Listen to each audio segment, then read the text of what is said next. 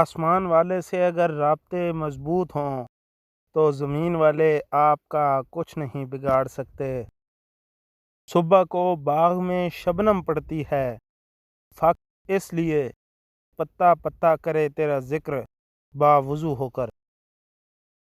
جن کو رب سے مانگنے کی عادت ہو وہ کبھی بھی خالی ہاتھ نہیں رہتے۔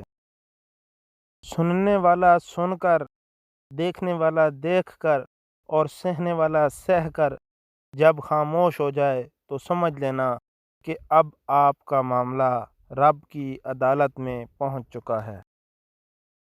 جو ہو رہا ہے اسے ہونے دو، تمہارے رب جل جلالہ نے تمہاری سوچ سے بہترین تمہارے لیے سوچ رکھا ہے۔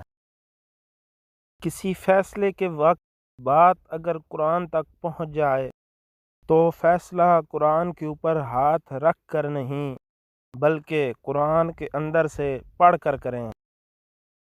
نشان سجدہ سجا کر بہت غرور نہ کر، وہ نیتوں سے نتیجے نکال لیتا ہے۔